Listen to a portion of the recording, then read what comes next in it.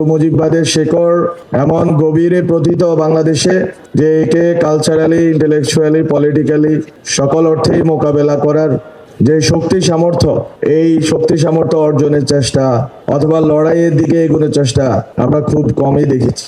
বাংলাদেশে জুলাই বিপ্লবের পরবর্তী সময়ে আমাদের যেই লড়াইয়ের করার কথা ছিল, সেই লড়াইয়ে আমরা পরাস্ত হয়েছি বলেই আজকে আমাদের মধ্য থেকে একজন জুলাইয়ের বীর শরীফ ওসমান বিন হাদি উনি গুলিবিদ্ধ হয়েছে।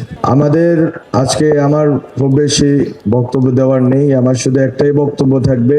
এই লড়াই অনেক দীর্ঘ।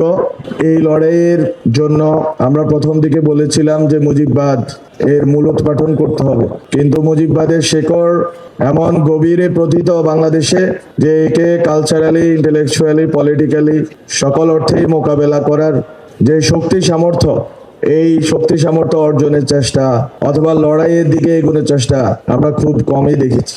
এই ইনকিলাব কালচারাল সেন্টার একটা উদ্যোগ, এর বাইরে আমরা খুব কমই উদ্যোগ দেখেছি।